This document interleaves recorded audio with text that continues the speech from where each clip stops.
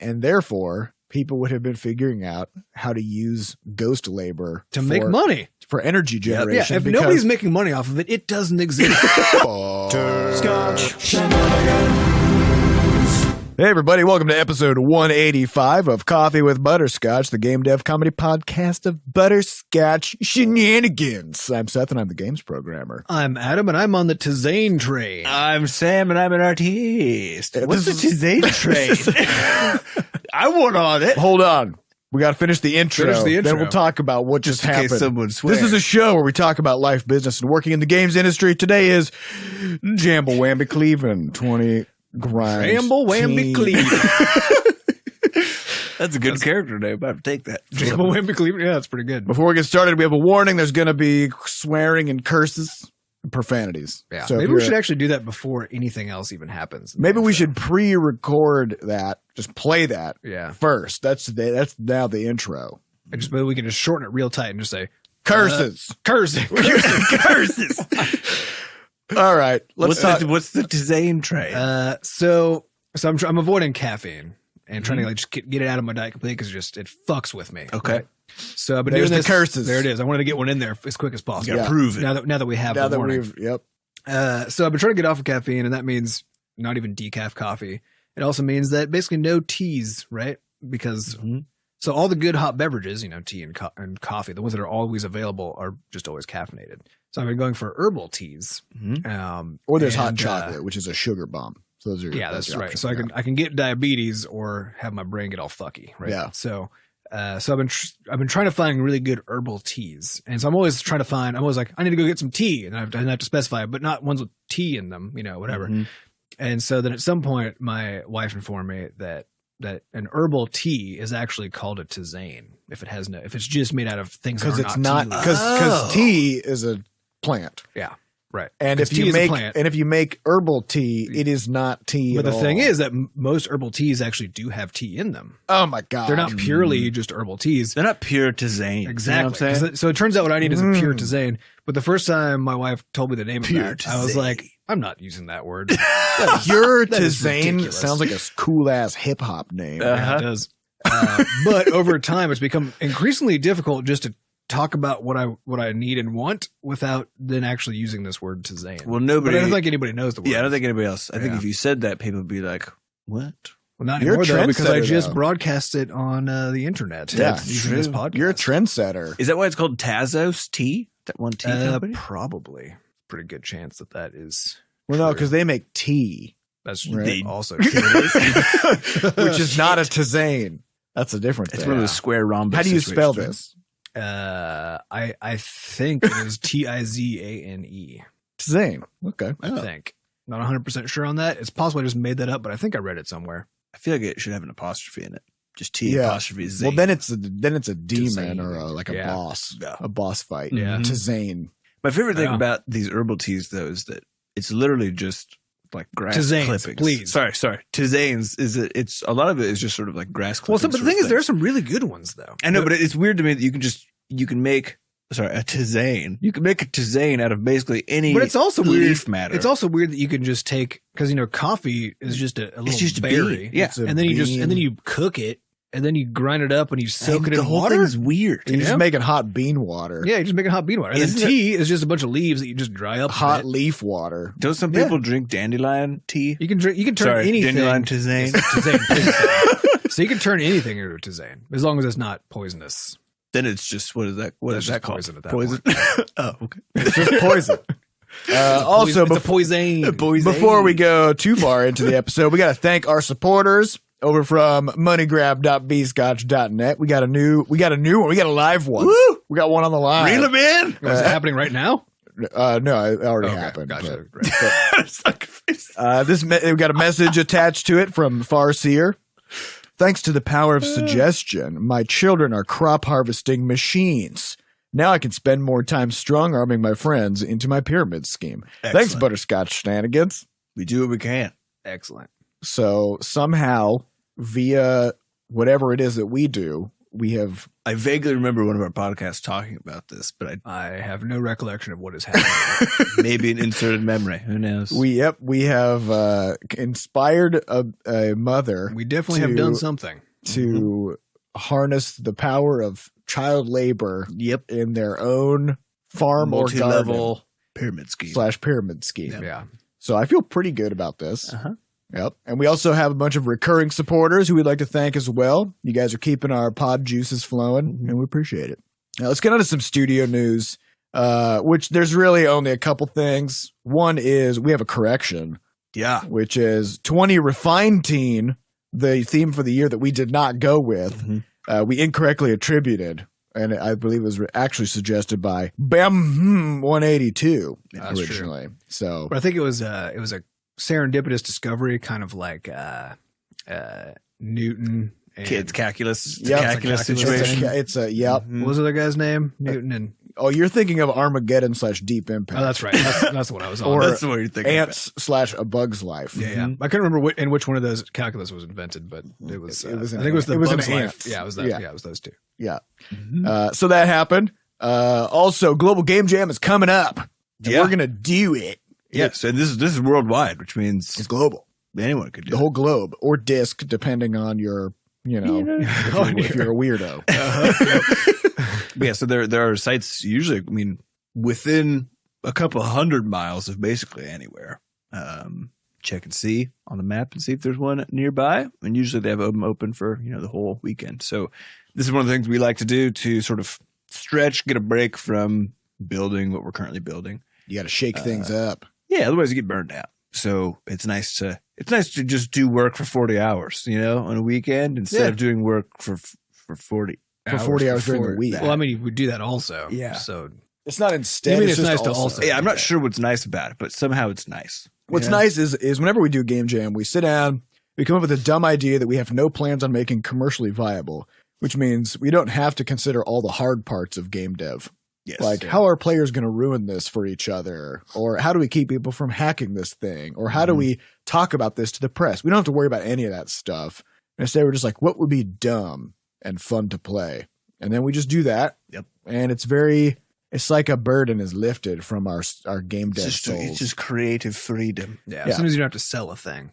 Yeah, then you just get to do the fun parts. Mhm. Yep. So, and also we always find interesting ways to use our tools that we've never thought of before. It's just a good creative stretch. So, whether you have made games before or not, you should totally do this thing because it will change your life. Highly recommend it. Yes, and that's happening January 25th, 26th, 27th. I believe the themes are revealed in your local time, and you're supposed to pretend like you totally don't pretend have like access. the internet doesn't exist. Yeah. Mm-hmm. And yeah, as Sam said, if there's a local chapter of the Game Jam happening, you should totally go there and put your physical body And I think into the crowd. The challenge that I put forth to the Global Game Jam committee this year is to try to out-weird themselves with their little intro videos. Yeah, last year was and make them even longer and harder to sit through. real That's what odd. I would prefer. I think it's great. Everyone shows up for the theme, which Yeah. should happen, pretty quick. But Instead last you year in see particular, advertisements and weird videos. it took a very long time to Yeah, get there. my favorite thing about the Global Game Jam is the just excruciating 2-hour intro. It is truly awful. I think one of I the came years in and then I left with white hairs. we aged visibly. stressed. Yeah, I sat down for the intro. I saw the face of God. My soul turned inside out. Mhm. It was like the scene in Raiders of the Lost Ark when they drink from the wrong Jesus cup. That's how I feel. Is that a thing they did? Yeah, there's like a scene where With the they're guy like, belts, or is that a different scene? That's when they opened the thing. Okay. What's the scene you're talking? no, like they drink. They're supposed to drink from the right cup. It's like the cup that Jesus drank out of, and one of them's like, and he picks like this golden.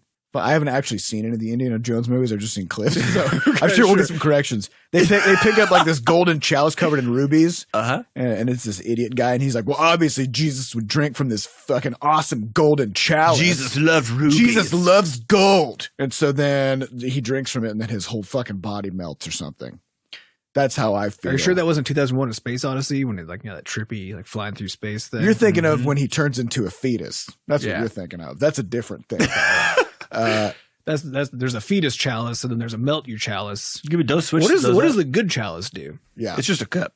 It's just a regular cup. It's just a regular cup. So why even bother drinking out of it if it's just a regular cup? Because it's the only one that you can drink out of and not turn into a fetus. So have your body. But if the risk is melting or turning into a fetus, or just having yet another drinking vessel, why not just not drink out of any of them? Although if you turn into a fetus, that means you get to be like one of those jellyfish that can, keep reverting. Unless you're a space fetus, in which case now you're trapped in space. In a bubble, and you might be a permanent fetus. It's really unclear what that fetus is up to. Just still hanging floating out there. Yeah. Just being a fetus. I wouldn't want to be a fetus forever, I don't think. That's probably true. But anyways, where was I? Oh, yeah. The intro to Global Game Jam. Here's the thing. Here's where I'm at, you guys. Where are you at? It's 2019. I'm coming up on my 32nd birthday, which means that's my 2 to the whatever the fuck power. To the 5. To the 5th power. Right? This is a good times 2 is 4 times 2 times 2 is 16 times 2 is so 5. All right. So this is a good binary birthday. My next one doesn't come until 64. Yeah, this is probably your second to last one. Yeah, I really wasted mine. I didn't do anything computer themed at all for my whole thing. And so one of the things that I want to do this year is just try to just say what I'm thinking more. Just how does this relate to 2 to the 5th power? Just because it's an important milestone, and you gotta be more true to yourself. Okay, you got to get closer to the assembly language by not having any layers of abstraction between you and the world. So remove all those social niceties. Yeah, and here's the thing: I have never enjoyed the intro to the Global Game Jam. It has always been a nightmare. It's actually reached a point where we just skip the intro and we just show up.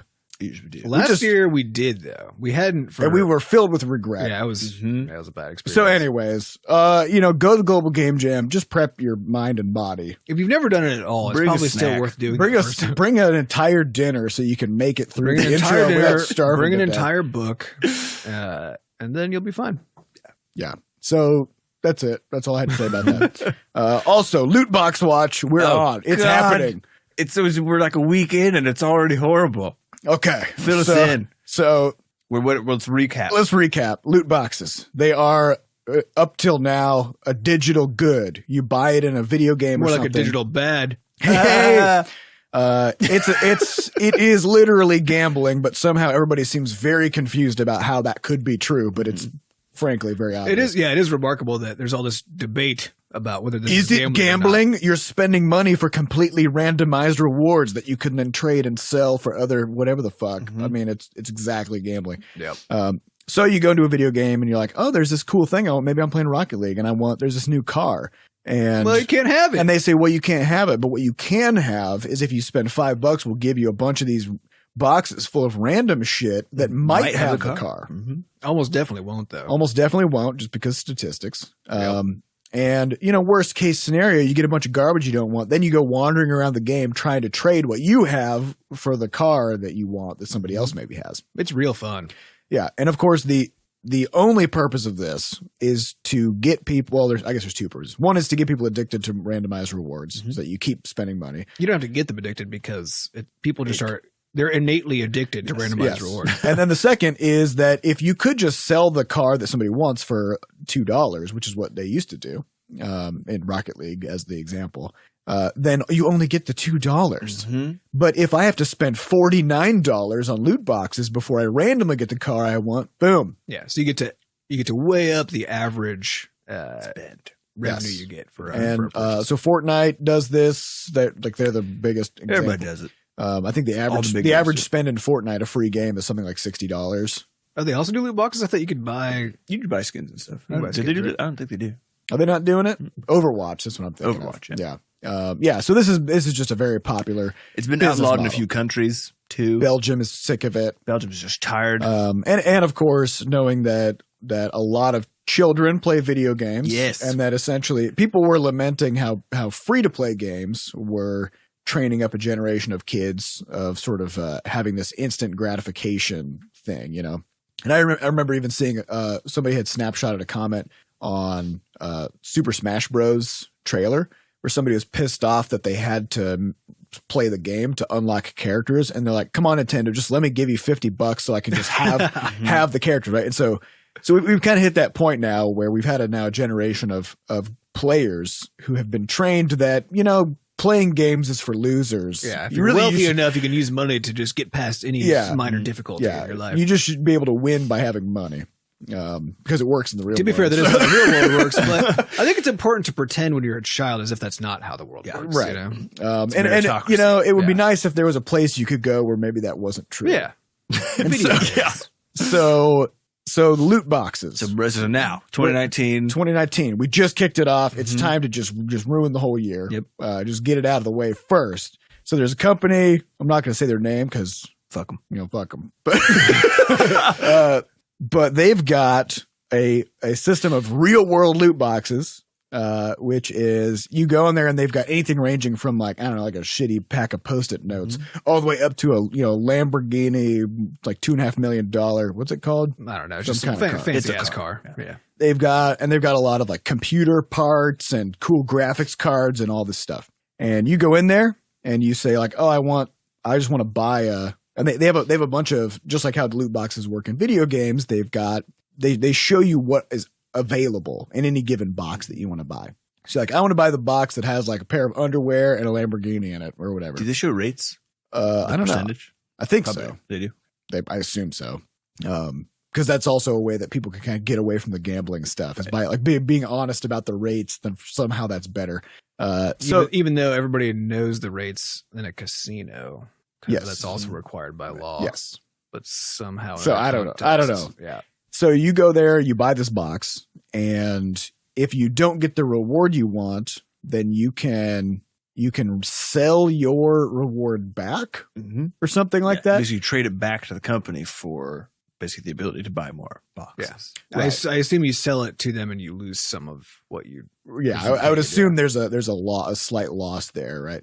Otherwise, of course, you could just keep re-rolling until eventually you get the thing that you want. Yep. So, and I mean, this is how, for example, like it amazes me that something like slot machines exist because slot machines have a guaranteed 5% loss, basically. Yeah. So, and the idea of a slot machine is you're sitting there forever. You're sitting there for hours, just like pull the lever, which means you're getting a lot of samples. You're getting a lot of statistical samples here. And on average, you're just losing 5 cents for every dollar that you put in. Right. And so if you sit there long enough, you just, no matter how much, if you started with $1 billion at a slot machine and just pull the lever, you just run out of money. Yeah. Slowly. Right. And so of course, this works the same way because the only way for this loot box, this real world loot box model to work would be if the customers on average lose money to the company. Right. And so this is now fully bridging the gap between what's happening in video games and what's happening in the real world. This is the thing that is now standing in exactly in the middle. I'm actually kind of glad that it exists because it is the same thing that it is in video games. But it feels way grosser. Yeah. Like by a lot. Yeah. Even though it's the same. And I think there wasn't a good real world equivalent to loot boxes. Because the whole sort of trading card thing. Well, people are always like, well, it's not a close. casino. Yeah. And it's true. It's not. But then it now, sort of is. Now it definitely, you're right. There's a real world component there that definitely feels disgusting and is just the same. Well, I think part of it too is that like owning an object, because these are all tangible objects that have a real world purpose, right? So if you're like, oh, do I want a new processor for my computer? Do I want a car? Do I want a pair of shoes? Like these are all things that you would use for something. Which means that if you're going there to buy a thing, then presumably you have a reason to want that thing that you're trying to get, right? Like you're like, oh, my computer's too slow. I want a new graphics card. And so if instead of getting a graphics card, you get shoes, you're like, this is absolutely worthless to me, right? Which is exactly what happens in a video game. Yeah. You're like, here's the thing I want, and instead I have to get 90 things I don't want. Yep. But now the idea of like having that thing shipped to you, and now you just have a pile of garbage in your house or whatever.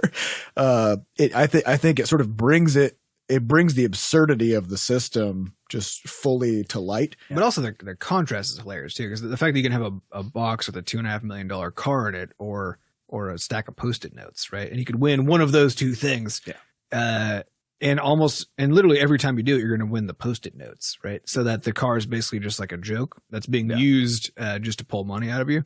It just becomes all so obvious and it's so obviously nobody wants Post-it notes. Yeah, it's so obviously a lottery ticket. Yeah. Which is gambling. I mean, it's universally accepted as that buying lottery tickets is gambling. Yeah. You can't do it until you're of a certain age, et cetera, et cetera. The other big problem with this is that there's some YouTubers, some of the big famous YouTubers, like one of them who I won't name also because he's also kind of a piece of trash. He's a real shit piece. Who have these huge followings with kids. Yeah. Primarily. And then they're pushing this stuff. They're pushing this loot box. Also, speaking of this, what? This weekend, my wife and I were off getting errands somewhere. I can't remember. We were in some store, and there was like this little toy section off in the corner. I looked over there, and the first thing I saw was a toy slot machine. That was definitely, it was like the kind of thing that was for a baby. It was like this like really big yellow plastic thing. Start them early. Yeah, it was literally just a slot machine. And I was looking at that, and I was like, what is happening? This is crazy. Yep. Yeah. Just got to start me on. So, I don't know. There's really nothing to be done about it. We're just reporting on it. It's just a thing. It's just going to undo itself eventually. Yeah. But in the meantime, it's going to cause a lot of damage, and that's a bummer. But yeah, well, I think the bill's going to come due for all this at some point, and I feel like this company that has now like brought loot boxes into physical realm, they are inadvertently maybe doing a service. They're creating such an obvious parallel to what's happening in video, and they even frame it the same way video games do. They use the same color schema, like ooh, you got like a legendary unlock from this loot box, and it's such an obvious parallel that if legislators come down and start regulating this thing, it's just a half a degree away from the entire games industry getting hit by this. I mean, which would be nice, honestly. I can't wait until Rocket League gets rid of loot boxes so I can play it again. Yeah, I just wanted to buy a car. And I couldn't. Just wanted a cool thing. Yeah, couldn't have it. Can't have it. Not till you start gambling. Yep. So, yep. So that's happening. Otherwise, we got a couple important life things to discuss. One is what is the difference between food, dessert, and candy? Yeah. So I've been thinking about this, and I just wanted to bring this up as a topic, because this affects us all. It does affect us all, and I've been thinking about it because I've been thinking about how my relationship to food and exercise, and just health in general, but food being one of the primary dictators of your health, and like how you treat the stuff that you're eating and that you're putting in your body. So I've been thinking about this a lot, and I've been trying to figure out how do we decide kind of like just what's okay to be eating, and what. So there's a Michael Pollan book. He has a few about food. And in one of them, he just has a sort of general rule, which is like, if you're trying to eat well, he just has like 3 simple rules. It's basically, number 1, eat food. Number 2, mostly plants. Number 3, not too much, right? Super simple. And I think probably very sage advice, but that first one, what does that mean? Eat food, right? Because what else can you eat? His whole thing is about what is food, right? But I was thinking about this because I always used to jokingly say things like rice isn't food. Right. Because it's just a filler, right? It's just pure carbs. But I never really thought much beyond that besides just kind of as a joke. But then I started thinking about it, and I was like, okay, so candy is not a thing you eat for nutrition. Correct. Right? It's not food. Food is the thing that gives you nutritional value that you're using to build your body. Right? Well, I think importantly, because food is not, because I think if you treat food as just things you can eat, then just like everything becomes food. That doesn't poison you, right? Well, importantly, if you eat a bunch of candy, you get sick. Right. It's actually a poison, right? Yeah. Well, if you eat a lot of anything, sick, yeah. So to me, that's not. I mean, like alcohol, you can't have a lot of it. You'll get sick and die because it's poison, right? It's not food. You can't like build your diet. Yeah, but I think you have to be careful around volume based things. So like Sam was saying, almost anything taken to even not that far of an excess, like salt. Right? We're trying to. I've seen people do that milk gallon challenge. Yeah. I mean. That's gross. Yeah, but I think it's less about what happens when you eat a lot of it and just what the thing is, And I think I was thinking of like in my mind, the things that I've always thought of as like maybe not food or whatever are things that are basically just pure carbohydrates, right? Like candy or rice or bread. Actually, yeah, I mean white bread is the same, right? Yeah. It is just pure carbohydrates, which you actually just don't need to be putting in your body almost at all. So there must be some balance. And so I was like, okay, so that's. But there's also dessert. Yeah. Right? And dessert is a thing that we clearly classify as food, as in we treat it like it's food, except that it's like an after dinner celebration. That's what I don't think it's necessarily being treated as food, but if it's not food. So I was trying to figure out how do I define my relationship to these things so that I treat them appropriately, right? Because if it's not food, because it's just carbohydrates and it doesn't actually do anything good for my body, only bad stuff for my body, then I shouldn't be eating it. Is it? But if I am going to eat it, there needs to be some rules, right? Here, maybe it's just more of a soft thing. Like maybe if you're filled with regret after eating it, it's probably not food, you know? But the thing is, I love eating mini eggs. Yeah, and then what happens later? Actually, well, sometimes my guts get fucked up, but not always. Right. And if they don't, I still feel great about it. Even though it was a bad decision. Because for me... but you're cheating with a lactose intolerance. Yeah, but I'm saying, like, for me, I can't really consider pizza to be food for me. Because when I eat it, it's a horribly miserable experience, and I feel terrible, and I don't have a good time. Well, for you, it's basically a poison. But I'm talking about it's kind of a different thing, right? So what I came up with, sort of roughly for now, and I'm trying to just figure this out, is candy is basically it's sort of in this worldview I'm building. Candy is a thing that is just carbs, or at least so close to it that there's just no reason to eat it besides just you want to taste it. That's literally the only reason to eat it. Dessert is like inching into that territory where it's still mostly stuff that you shouldn't be eating, but it has just enough, like ice cream. It's got some protein in there. So dessert is like, I think dessert is actually not about the food. It's a combination of timing and sweetness. It is, yeah. That's all it is. But dessert is also it's candy that has more volume to it. Well, no, because I mean, like when we were in China, for example, like they'll just bring out a big fruit plate, for example, for dessert, right? Well, yeah, but this is part of my whole thing too. Is I didn't used to treat fruit as candy or dessert, but it is though. I mean, no, I don't think so. But why not? Have you? Because this thing is like you have to define the terms first, right? And I've never actually sat down to define the terms, like what is candy, right? Fruit's certainly got other stuff going on in it. That candy does so not. it can be a dessert, Sure, right? Because it's got some other stuff in there, right? But it's still like if you just ate fruit, it would kill you because you'd be eating too much sugar, right? Because it's got some other stuff in there. That's great, but not enough to overwhelm the fact that you're just eating sugar. Yeah, if you're just downing mangoes all day, you're gonna get the diabetes. Definitely. But it's also true with rice. If you just only eat rice, you're also gonna get the diabetes because I was actually like, a serving of rice has the same amount of carbs in it as a soda does, and we're always giving soda shit for how much sugar is in there, but rice is actually just soda, you know. So I was thinking about this, and I was like, okay, so I think I need to reframe this whole. It's not so much about the sweetness. Okay, is soda candy? Soda's candy, yeah, definitely. Is chocolate milk candy because it has the same amount of sugar as soda? It's closing it's edging in that gap. All right, what about? Because I think this thing, I don't know what the lines are exactly. What about diet soda that has no sugar in it? It's just a beverage. Yeah, it's just a beverage. Okay, it's sweet. It has no impact on your physiology. But it doesn't. It just goes through you. Yeah. And it also makes other things. I might call it a laxative. Yeah. It definitely does something to you. Yeah, I think diet soda is a laxative, and I think soda is candy. Is that another category of food items? Yeah, it is. It's a food where like I'm not digesting it, but I am shitting a lot. Because the thing is, it's very strictly not food. You know, nothing in the diet soda turns into stuff inside of your body. It just goes through you, right? It goes through. Yeah. So I was thinking about this because also growing up, like it's more like organ lube. Like you get it in there and it just helps everything else. It didn't really work out well in the marketing. No, lube up your insides with Diet Coke. Yeah, but just kind of growing up thinking of food as basically there's like you got your meat and you got your dessert and you got your candy and you got your vegetables and and I'm not sure that's a really useful way to break stuff down, more so than just like what's actually in there. You know, what's that thing composed of? And I was trying to think of like, what is it? Why is it that we call the things we call dessert or candy that?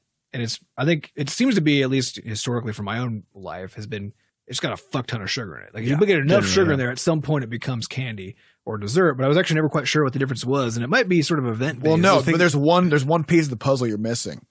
Which is there's a 1 hour window in the morning where you can eat whatever the fuck you want, and it's just called breakfast. Right. But then, but when you say you can do this, you just mean that we do this, yes. But I think culturally we just call it breakfast. Right. But I'm having a Nutella crepe covered in Cool Whip. Right. But by reframing it, because to me the important point is that if I start reframing this when I'm thinking about food, so that I say like, if I'm just eating something that I would classify as dessert or candy when I'm hungry, instead of because I just want to taste something, right? Then I'm eating wrong. So if I wake up and I have a Nutella crepe, that means I woke up and I ate dessert. That is what that means, right? And I have to decide, like, do I want to be the kind of guy who wakes up and eats dessert for breakfast? Maybe you do. Maybe I do. Is that who I am? You got to consciously decide it. You got to consciously decide it, and it's because one of my goals now, as I'm falling apart, as we joked about in the last podcast, is that I want to start focusing on health for real. Right. And part of this has to do with, because people are always trying to do these, these different dieting tricks where it's like, I'm not going to eat any carbs. I'm not going to do any whatever.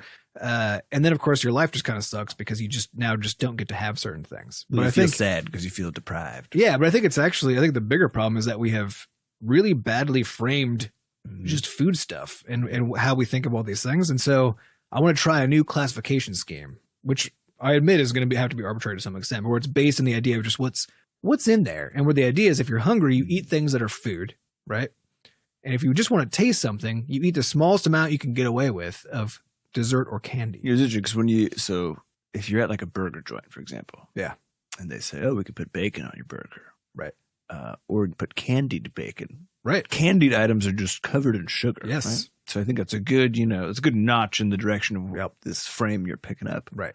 But if I'm not generally, if I eat some candied bacon, right, on my burger, so in the context of that thing, like, yeah, it's some carbs that I really probably didn't need in my life.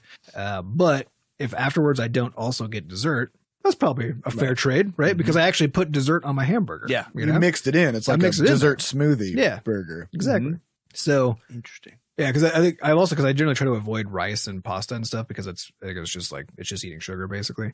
But now I have a framing for it that it feels a lot better than just saying, oh, that's not food, because that's not quite fair, Correct. But so I was looking up like potatoes and like all the different kinds of potatoes. I was just looking up everything to try to figure out which one of these would I classify as food versus dessert, right? What do you count potatoes as? Potatoes actually have a pretty good amount of protein and some other stuff. Not great though. So I still call regular potatoes just dessert. But sweet potatoes, remarkably, even though they're sweeter, their carb load is about the same, but they have way more other stuff going on. So I'd actually put a sweet potato into the food category. Wow. Yeah. So what you're saying is sweet potatoes are just potatoes but better. Yes. And literally they literally are in all possible ways.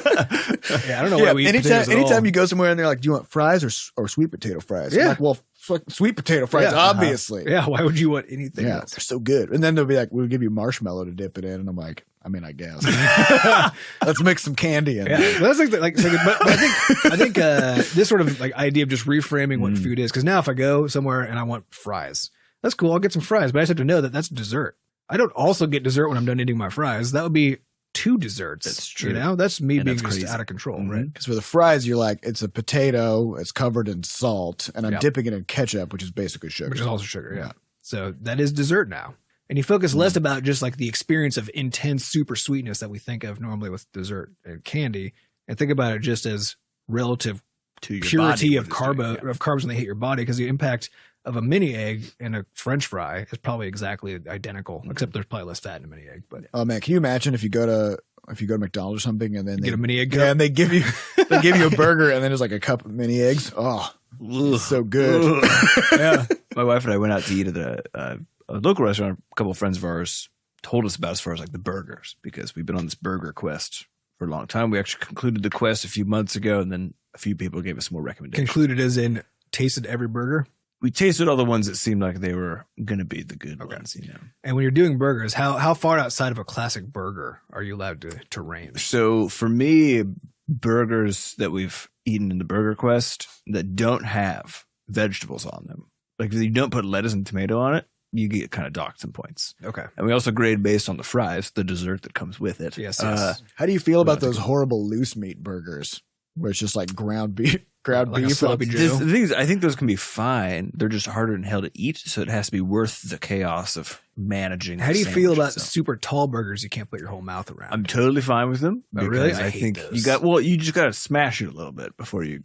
I've had some that were not even smashable because they were so tall. What about burgers that are so tall that they have to put a 4-foot toothpick through it? And then when you go to eat and stab yourself in the nose. And then when you go to eat it, you get, how in ancient Egypt they would like take those hooks scramble your brain? That's how you eat those burgers. How you feel about those burgers? Yeah, those are harder to deal with, I think, generally. You can have some and then does it have to be a beef burger? Generally, yes. Okay. But does it have to be mixing in with other elements is fine. And for buns, can there be like any kind of bread at all? Does it even have to be bread? It can be any kind of bread, but generally you're going to get docked points if it's not like a nice What do you think about a reverse burger that has meat on the outside with a piece of bread in the middle? I would also eat that. Okay. I haven't had it yet, but yes, we went to this new place. a couple days ago and had the burger there, and everyone had been talking about it. And we ate it, and it was so fatty. And they also covered the bun in butter, which at the first glance I was like, yes. And then I started eating it.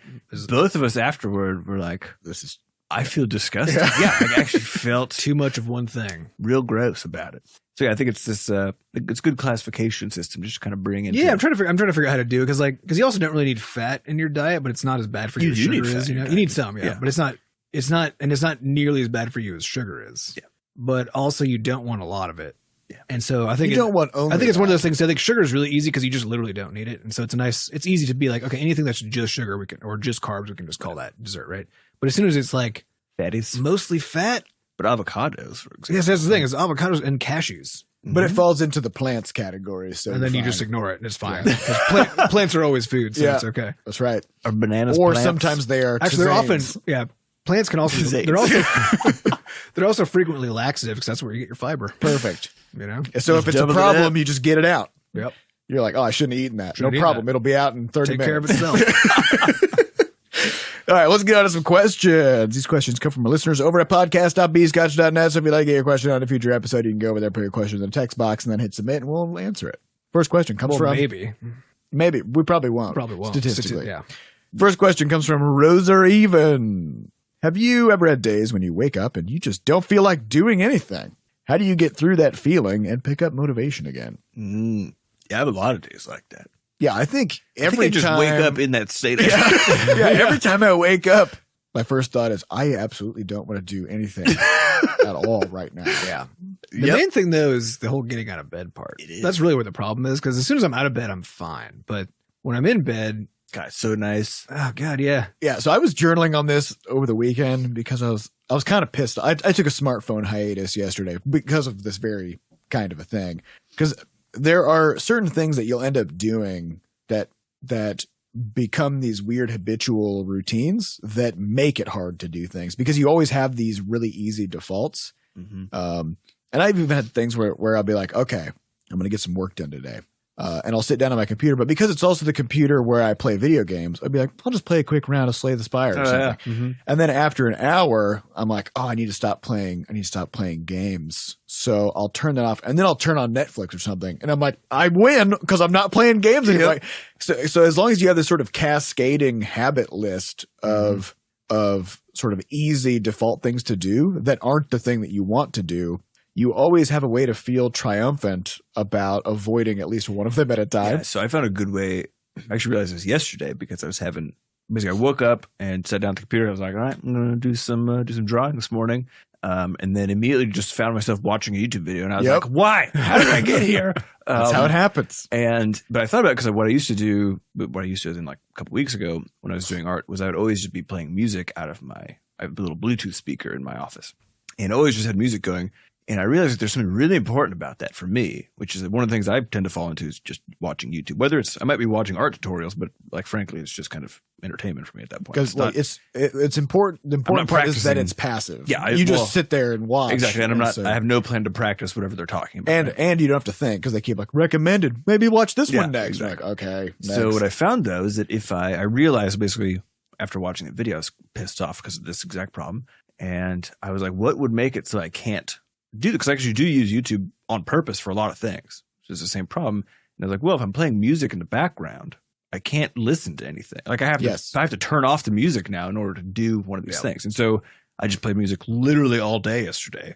And like, I guess I can't watch a video now. There's just this noise. And it's not in the computer, which means I can't just thumb it off. Well, so this is the actual key is instead of trying to battle this the whole time, you need to find ways to short circuit yourself. There's a system that I use, which is to use Linux.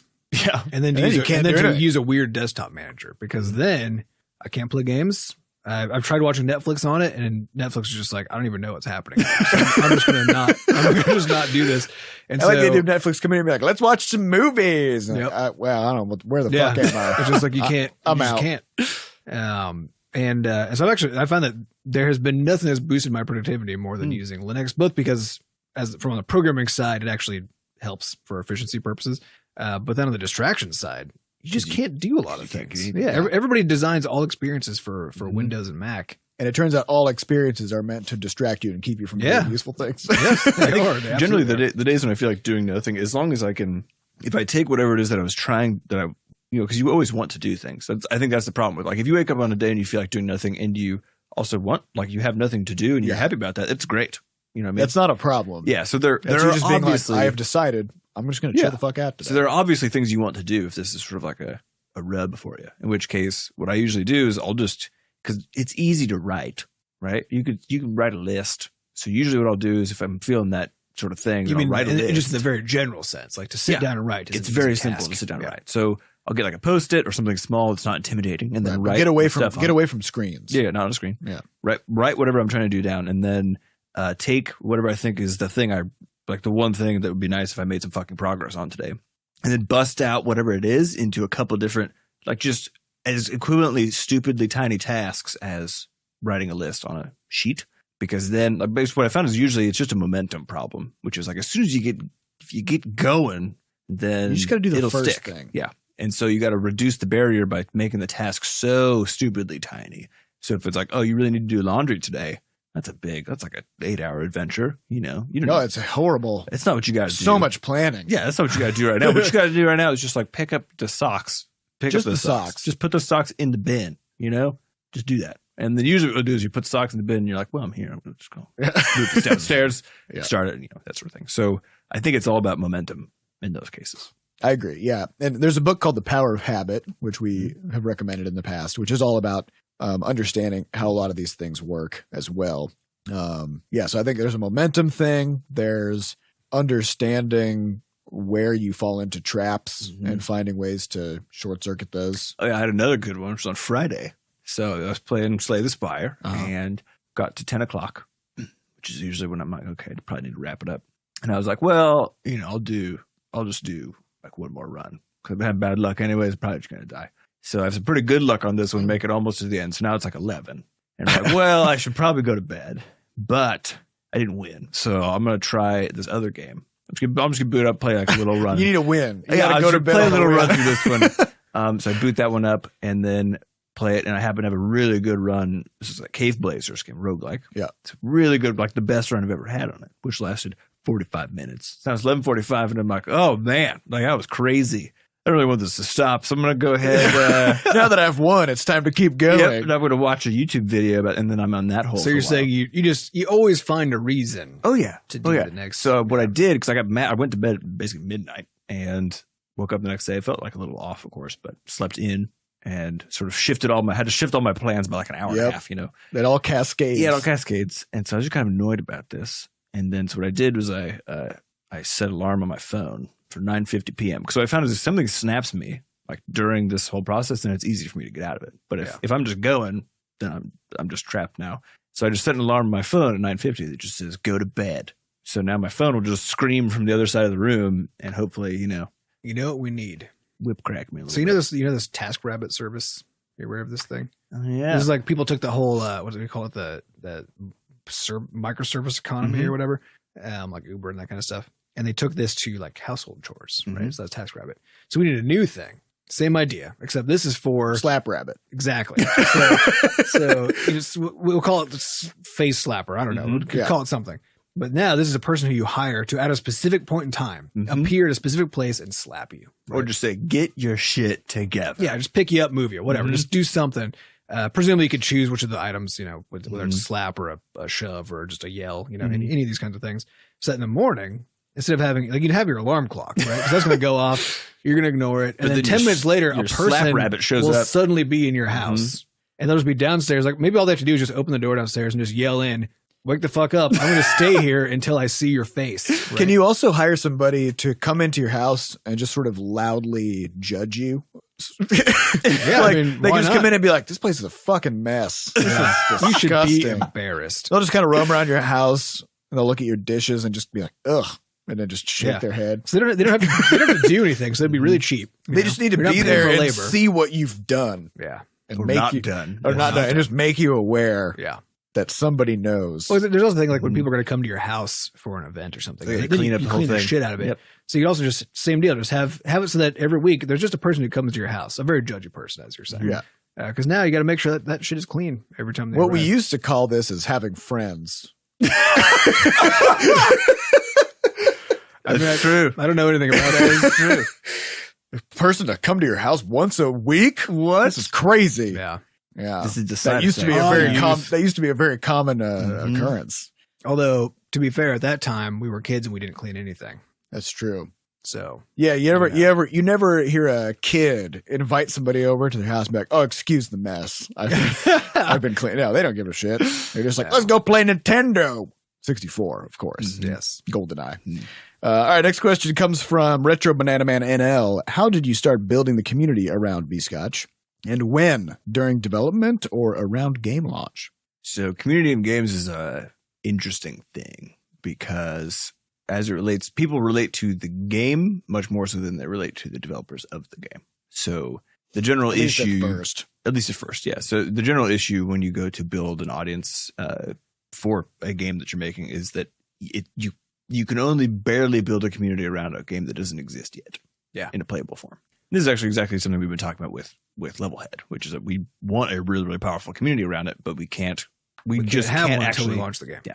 Because people need to be able to talk about stuff, share experiences, that sort of thing. That's the bonding element of community. And so part of the idea with us doing the podcast is to try to convert some of that community that we build around our games, like Crashlands or Rails, into a community that's built around us so that we can actually carry it around as opposed to having to generate a new one at every single game point. But the fact is that with every game launch, you still are almost entirely creating a new community. Oh yeah. I mean, if you around look the at, game. if you look at even what happens when we do, sales on Steam and stuff like that versus our, weekly listenership for the podcast, there's still an order of magnitude higher in terms of the total number of players coming into sort of the overall system from the games. And that will always be the case because, we're not, games is just, it's an interesting thing as far as that community goes, because it's not like being a pop star or something like that, where you're so intimately bound to the thing that you made that people sort of equate the two. I think there's just a lot of tiers of community around games, right? There's the people who just play your game, and that's the vast majority of your community. In some cases, they might play it for 15 minutes. Yeah. And Like some what I did still might with- play it a lot. I played Elder Scrolls Online this weekend because I was like, I should probably check this out at some point. So I did. I played it for about half hour. I was like, nah. That was it. That was. But some people may play a lot of it and still not. People have tens of thousands of hours in this right, game. but still not necessarily go beyond that only one interaction, where it's just them interacting with the product and that's it. And you have the next tier where it's people interacting with each other in relation to the project, which usually is more likely to happen when you're the person who put in 10,000 hours or whatever than the person who put in 30. Right. But that's still, and that's your next largest group, which is way smaller than that first group of people who care about the game enough to talk to other people about it and form. I'd say that's where your true community starts. And then you got another tier below that, which is the people who care about how the thing was made. Yeah. Well, that's because they want to be involved. They just want to know how it works or whatever. And those people now become a fan of the studio and they talk to each other about the studio. And then if possible, they interact with the studio itself in some way. So there's actually some dialogue going on there. Mm-hmm. And then depending on the studio, there might be some layers below that, which to me, the podcast is like kind of like a really bottom layer. That's, somewhere below that thing. Which isn't to say it's bottom, not meaning like the least important. No. Bottom meaning if the lowest part of the funnel, which is the fewest number of people. Right. Yeah. So because most people don't have that high of an interest in just all the way down to that low level of how things work. I think that's an important thing to be aware of that we hadn't thought about a lot in the early stages of building a community. Was we were just like, we just need people to talk to and to care about what we're doing, because that doesn't necessarily have a direct impact on you being able to sell a game. It's just a different pool of people actually. And realizing that's true, I think is good for your mental health. Yeah. And I think the way we also have been thinking about community is the idea of creating spaces for people to end up in, at various points of development and stuff. So like if we didn't set up a Discord server, if we didn't have the podcast, if we didn't have all these things, we didn't have our newsletter, et cetera, and we just launched games, then we have actually we haven't done our part to create a place for people to end up. Yeah. Right. And so I think it's really hard to make a community around something that doesn't exist. Yep. So if you're trying to do it during development and it's your first game, just know it will be hard and you're not going to have a lot of traction. I think it's generally unless you have just like an outstanding art style or something like that. Yeah, and I mean, think about the fact that, you know, Levelhead, we've been working on it for a year. We've been talking about it on the podcast. We went to Nintendo headquarters and promoted it there. We've been on Nintendo's YouTube channel. We've got all kinds of material going out, and we've got 200 people in the subreddit, right? Yep. Which is way higher than what most undeveloped or currently in development games will get. But it's also important. Still basically zero. Yeah, it's important to remember that with several 100,000 people in our newsletter, they don't care about a game that doesn't exist. Yep. Yeah. Right.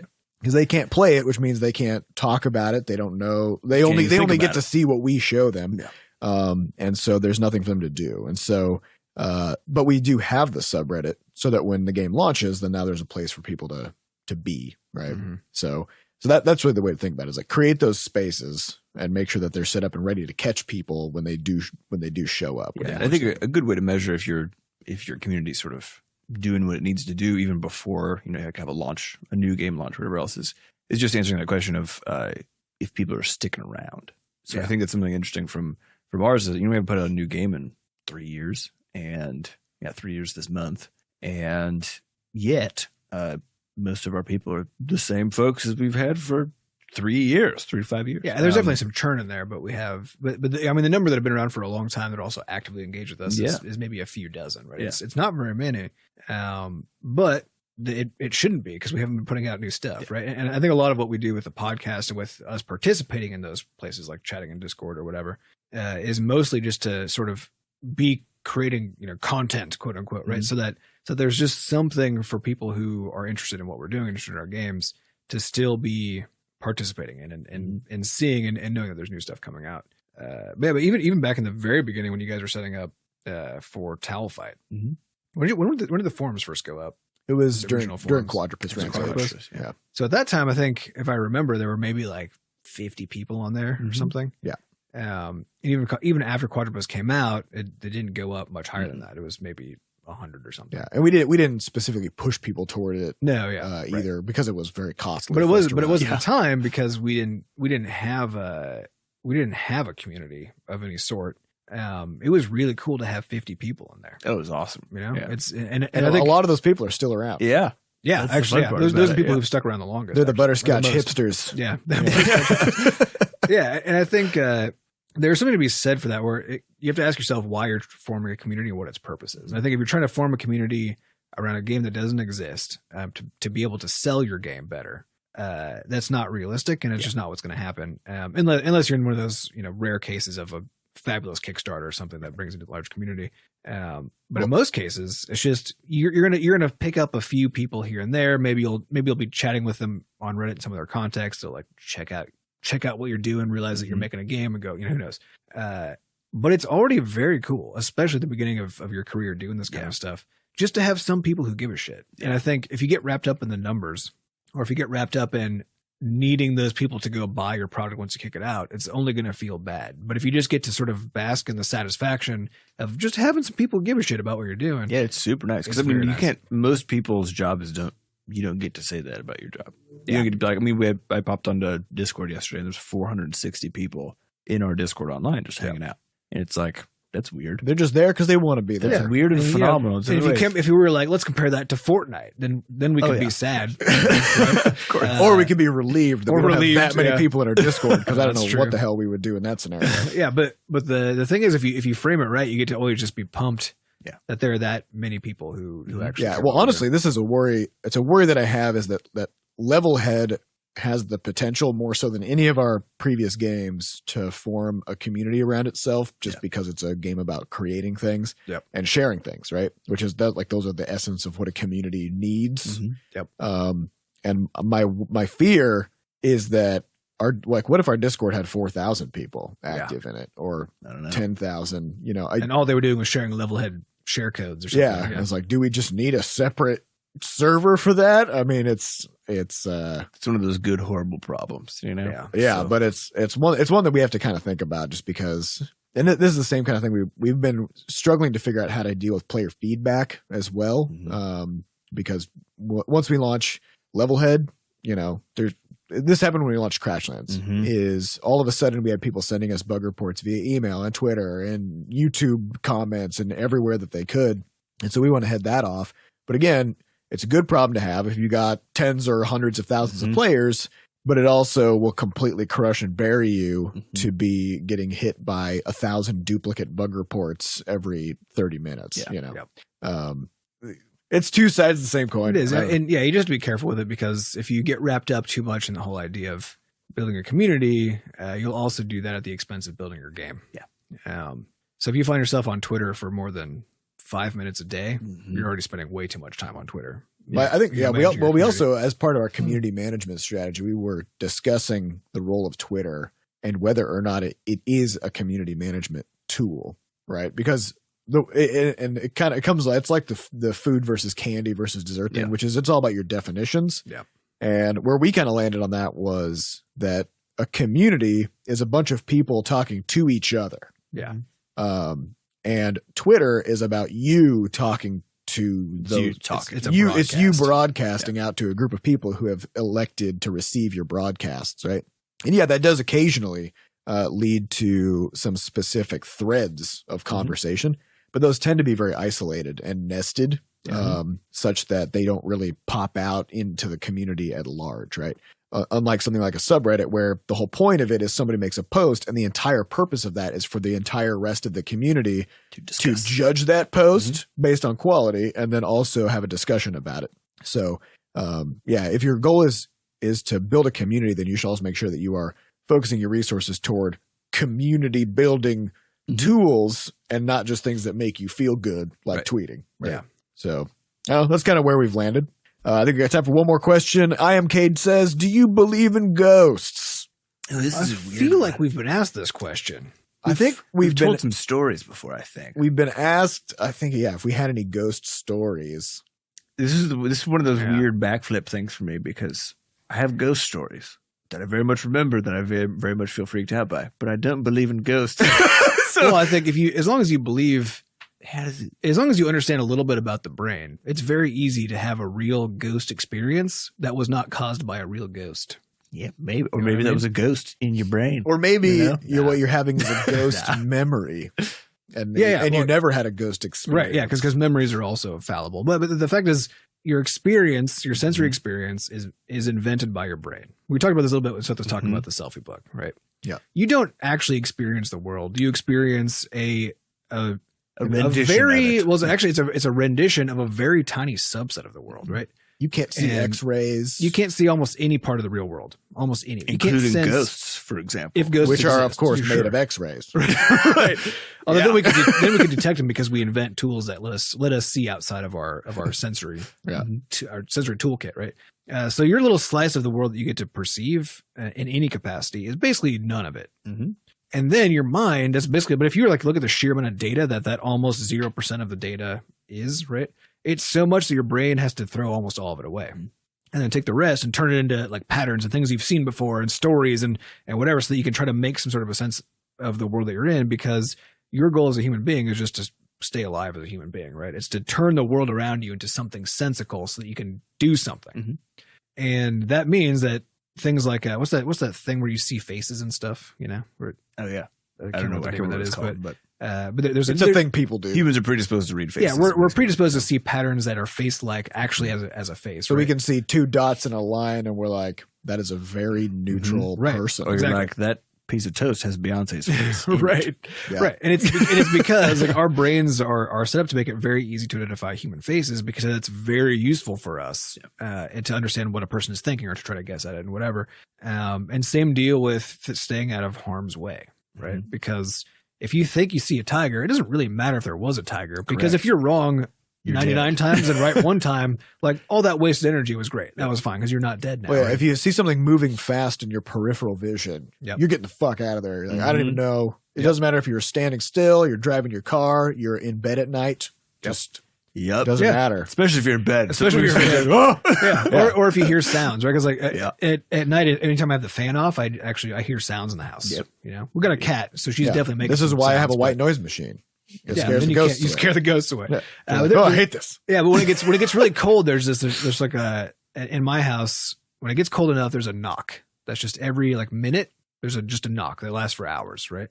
It's a ghost. Exactly. So you can say this is a ghost, or it's okay, this only happens when it's cold. Probably a pipe. Yeah. It's probably something. It's the house. It's something in the house, right? That doesn't mean that while I'm laying in bed and it's dark, I'm like, Freaky oh my as god, fuck. there's a serial killer in the house, right? Of course, I still have that thought because that's the useful evolutionary. You gotta be ready thought for to it. keep me from dying, right? Because really what's happening is, of course, there is a serial killer living in your house who has been lulling you to a false sense of security Right. by tapping Mhm. rhythmically Only when it's cold. for the past year. Yep. Only when it's cold. just so they can. Now they're going to You strike. know, the thing is, like that kind of thing could happen, right? It's not likely. Not super likely. So, so these, so we have a lot of very useful tools for dealing with the world that have nothing to do with the reality of the situation, and in fact, nothing about our entire perception of the world has to do with the reality of it. It has to do with Useful. what is the most useful to keep us from being dead, Which right? is fear. Which fear is is the most useful Fear thing is an to keep you enormous from being motivator, dead. and so as soon as you can see faces and things, right? And as soon as you're primed to be scared, especially at night, because you can't see very well, and that's when animals used to kill us, right? Mhm. Like, as soon as you put all those things together, like, fuck yeah, you're going to see ghosts everywhere. That is the only possible outcome of this collection of things, even though the ghosts don't have to exist. I've seen a lot of ghosts, which ended up being jackets on the backs of chairs. Yeah, that happens a lot. Freaks me out. Yeah. Especially if you can see the silhouettes of sleeves the hanging arm, down. the sleeves hanging down. Yeah. 'cause You they're get that all- moment, that pang where you're like, oh my God. And Yep. then you're like, oh, it's a jacket. It's just a jacket. Yeah. It's fine. Yeah. Or I live on a street that has no overhead lights. Oh, yeah. I'm in a residential area. There's no sidewalks or anything like that. And then every now and then somebody will have like a yard waste bag out or something, and it'll have like leaves coming out in a weird way. And I'll just see it kind of in the shadows. And it's always like by a mailbox or something. Hanging out. And it's unmoving, which is the creepiest of all. He's Yeah, looking so at I'll you. just see my periph like this thing looking at me, just lurking by a mailbox. Yep. And I'm like, it's just a pile of leaves. So Yeah, I mean, like it's like you don't have to be embarrassed by your responses to these things, right? And I think it's this sort of weird thing where people feel like it has to be real to justify my response to it, you know? Because like it seems just ludicrous to be scared by a pile of leaves, right? yeah. And you're like, so you want it to be instead something that you have a right to be afraid of, like a fucking monster, right? Well, this is Now why there's a reason. something like Slender Man Yeah, is so good, because it's like it doesn't fucking move. yeah, he looks like a tree basically. You just kind of look. He's just there, just looking at you Just with this looking at you. lack of a face, right? Yeah, and then if you look away, or maybe if you look again, he's closer, or Yeah. whatever the fuck he does. I think he just kills you right away. I don't know. Well, there's a Slender Man game. Yeah, Yeah, it's yeah. awesome. Yeah, that's all about like whenever you aren't looking, that's when Slender Man gets closer, and then as soon as you turn around, he's just there now. Yeah, and if you look directly at him, I think he just kills you right away. Yeah, which is of course, as we all know, things that are unmoving are the scariest of all. Oh, Yeah, man. right. I remember playing that because it was just like a really shitty demo. Is that what you want to Yeah. talk about? Yeah, it's just like a little. You just have a Tiny flashlight. Oh my Yeah. God, it's horrifying. It's like at one point you're trying to pick up like 7 different notes about the Slender Man to piece it together. And there must be a time limit, because basically the longer you take, the faster he starts, or the closer he gets every time you see him. And so I remember one of them, like, you go into the bathroom, and I remember I was just walking in, just like, la, la, la, and I turned the corner, and he's just there at the end, like out of the end of the stall, and I was like, oh! Run the other way. And then you come back, and it's gone. Yep. Yep. It's just horrifying. Well, there's nothing more frightening than the unknown, because your mind will create the most horrifying Yeah. scenarios imaginable. This is why, if you ever watch, one thing I hate about the Walking Dead show is you always know when something bad is going to happen, because they only show extreme close-ups. Yeah. Right. So like whenever two people will be having a conversation, the camera is basically inside their nostril, Mm-hmm. because like we can't let you see anything that's happening, because at the end of this conversation, We're a gonna zoom completely silent zombie will somehow emerge and just bite somebody, right? Mm. Yeah, and then of course they have to switch it up. So maybe half the time they just like they do the extreme close-ups to keep you on the edge of your seat, and then Right. then there's nothing happens, right?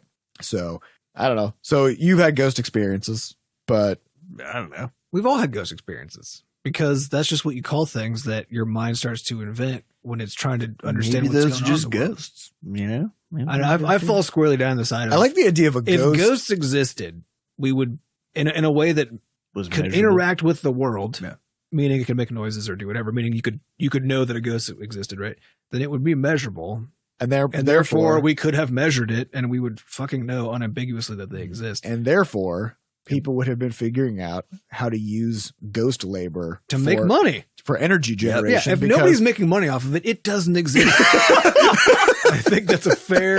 Or if nobody's trying to make. So although there's those shows where people go, ghost hunters, where people go and they are like, they measure the ghost in the room by being like, I feel like there's a ghost in this room, and then they go, we're gonna put out some recording equipment, and then of course every ghost communicates through extremely staticky radio waves. My favorite part about that was after the what was the word test thing on the internet where you the Yanni Laurel test. So if no one's heard this yet, just look up Yanni Laurel, and basically what it is it's a string of speech that depending on which one you're thinking about, that's what it sounds like. It also depends on your age and some other things too. Yeah, and so, but after seeing that, and then even the blue dress gold dress thing, when you look at these ghost static videos, it's also one of those things where it's a Rorschach test. Yeah, of course. People are uncomfortable. People are uncomfortable with ambiguity. Mm-hmm. So when you hear that Yanni Laurel thing, what you generally have is one person's like, well, I hear Yanni. That's what happened in the office. No, it's not even that. It's not even about the ambiguity. It's that depending on how the information is coming into your ears, because did you try the one that has a sliding scale that changes the amount of noise? No. Because you can actually hear it change from one to the other. And depending on who you are, so mostly just how you hear stuff, right? Then that exact spot will be different, which is why in that original one, everybody, because it was like right kind of in the middle where on average about half of people heard it one way and half heard it the other way.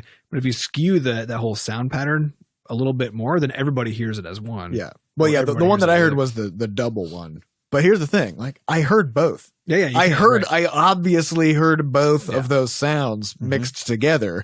I was like, I don't understand why people will be so tribal about it. That's because people want there just to be a truth about how the world is, and they want their sensory experience to be equivalent to that. Well, and they want to be able to say it's just not. They want to be able to say a thing is this. Yeah. A thing is X.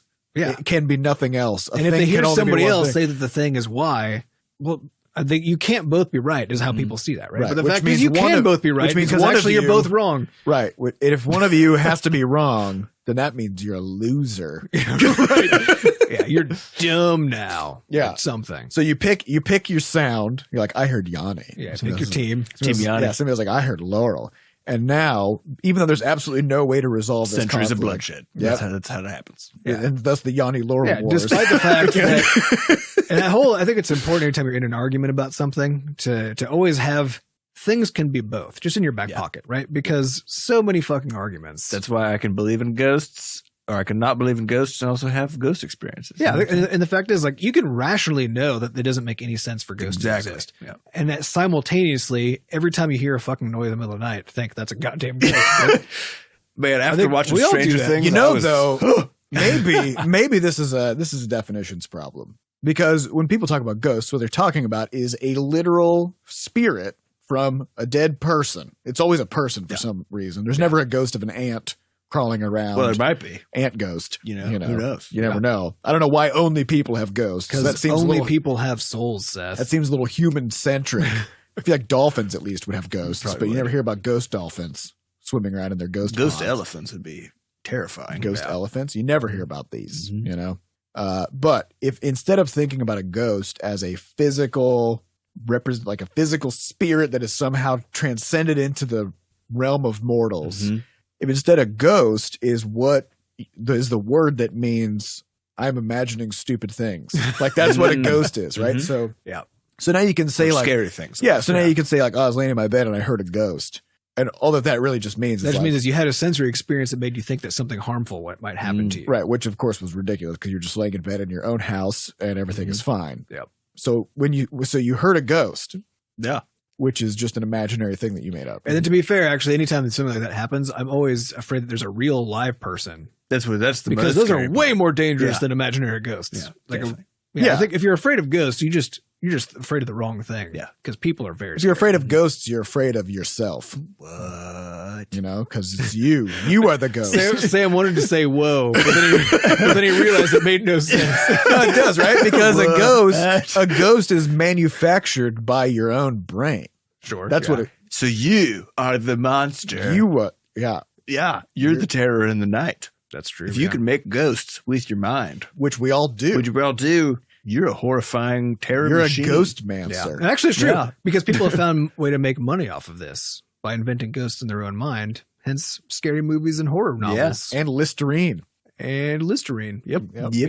Okay, well, I think ghost of halitosis. yeah.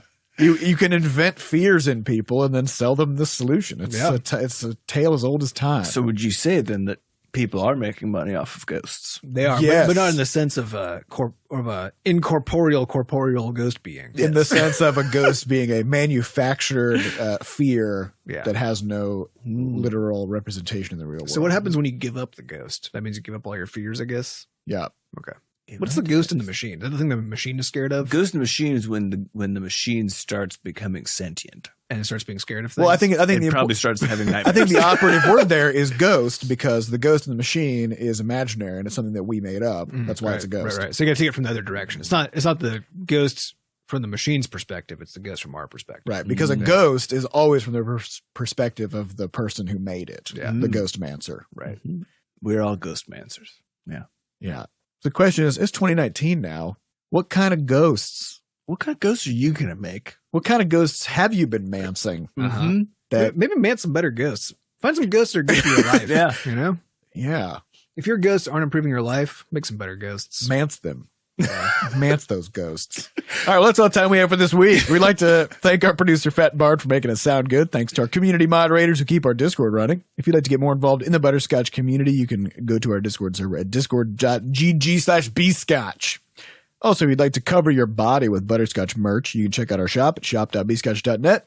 And if you'd like to send us something, we have a mailbox, which is at mailbox.bscotch.net. However, we just received a 6-pound bag of Cadbury mini eggs from Giant Muskrat, and we're working through it. It's going to take some time. It's a trying time for us. It has created a problem for my whole, don't eat dessert or. It's just a 6-pound bag of eggs staring at you. Yeah. Yep. We're working on getting it down to a 5-pound bag. Yeah. It takes time, though. But yeah, so the address for that is over at mailbox.bscotch.net. Don't send us anything alive. Nope. Yeah. Or So- anything that can really rot in any way. Yes. If it can die or become more dead than it already was, then that's bad. Yeah. And last but not least, if you'd like to buy us a cup of coffee and help support the podcast, you can do so over at moneygrab.bscotch.net. Thank you all for listening, and we'll see you next week. Goodbye. Bye.